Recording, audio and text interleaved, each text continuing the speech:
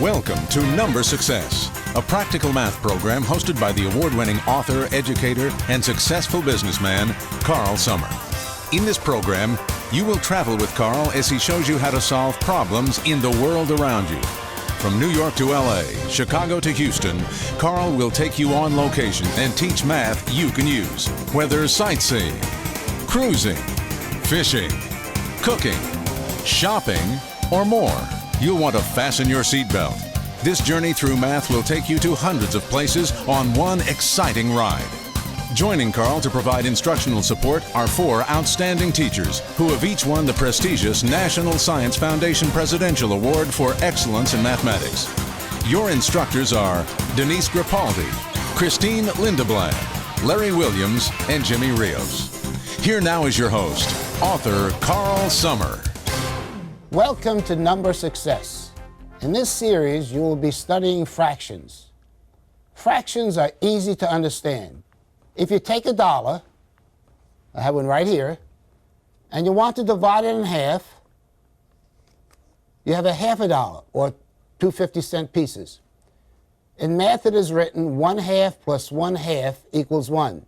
If you divide the dollar again, notice here, now I have 1/4 of a dollar. And that's the same as a quarter.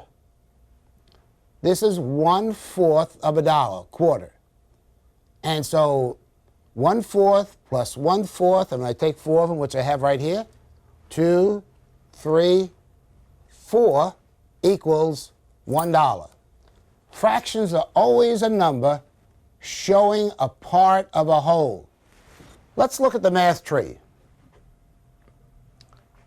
And we have fractions is up here on this branch, but notice the trunk of the tree gets its sustenance from the roots, and they're addition, subtraction, multiplication, and division.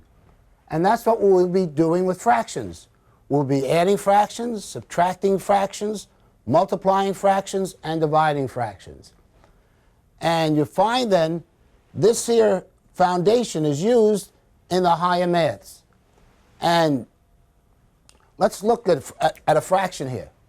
Like we had before, 1/2 plus 1/2 equals 1. And that was that dollar bill that we had. You divide that in half. That's 1/2 plus 1/2.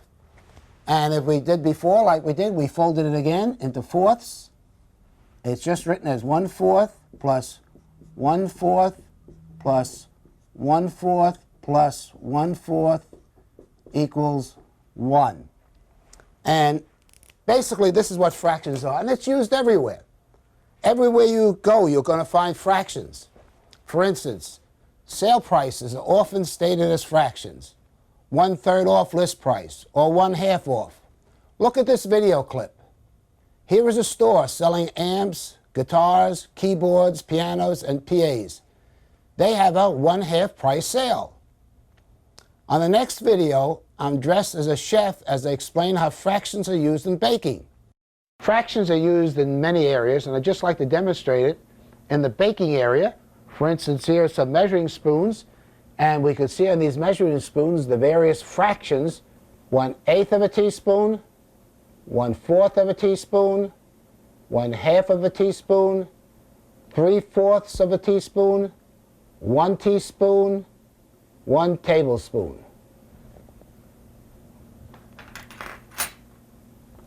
And also on cups. On the cups we find various fractions. Notice on this measuring cup, 2 cups equals 16 ounces, or 1 pint. Then notice the fractions on this measuring cup. 1/4 of a cup, 1/2, 3/4 of a cup, 1 cup, 1 1/4, 1 1/2, 1 3/4, 2 cups. Notice on the other side, 1/3 of a cup, 2/3 of a cup, or 3/3 of a cup, which is 1 cup, 1 1/3, 1 2/3, and 2 cups equal 1 pint, or 16 ounces. and also on butter. On this stick of butter is a measuring scale, and notice 4 tablespoons equal 1/4 of a cup. 5 1/3 tablespoons equals 1/3 of a cup, and 8 tablespoons equal 1/2 of a cup. And from these few examples from baking, you see some practical applications for fractions, and there'll be many more as you do the various lessons in the book. If you play an instrument, you need to know fractions. The value of notes comes in whole numbers and fractions. Listen to my son, who has played keyboards for many years, explaining the importance of knowing fractions when playing music.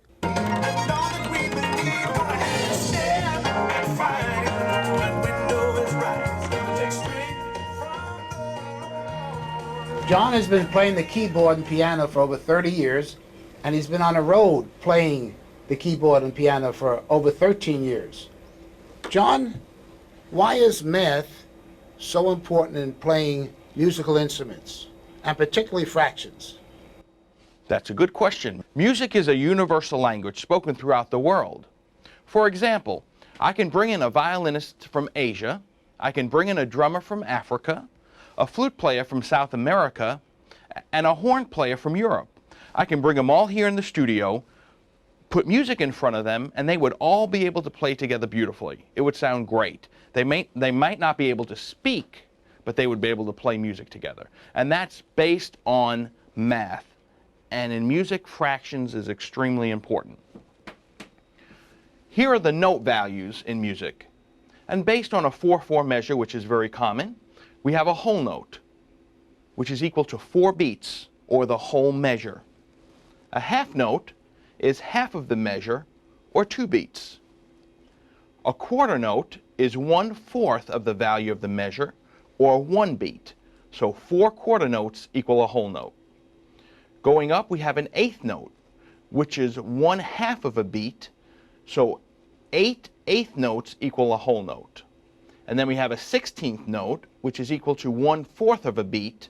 So 4 16th notes equals 1 quarter note. 4 quarter notes equal a whole note. If you pick up a ruler and measure something, you need to know fractions. A 1/2 inch, 4 1/4 inches, 2 1/2, and here's a tape measure. You have to know fractions.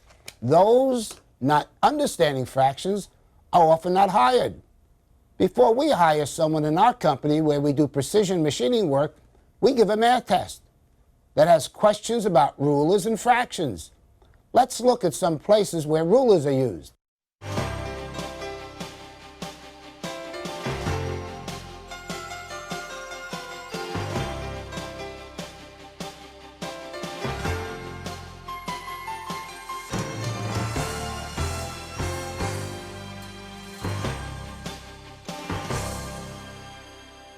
As you can see, for many occupations, knowledge of fractions is essential for successful employment. Let's look at the 7 steps to problem solving in order for you to become successful in doing mathematics. Step 1, understand the problem. Read the problem carefully several times to make sure you know what the problem is about. Step 2, think about the solution.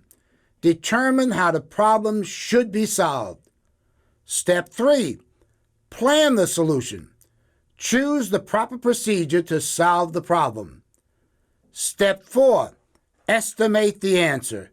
Determine an approximate answer to the problem. Step 5, solve the problem. Work the problem while carefully checking that the proper numbers are used. Step 6, examine the answer. Check to see if the answer makes sense. Step 7, double check the answer. Do the problem again to make sure the answer is correct. In Unit 1 of Number Success Fractions, you'll be learning about reducing and raising fractions. Now open up your workbook and get ready for this exciting trip of learning practical mathematics with the award-winning teacher, Jimmy Rios.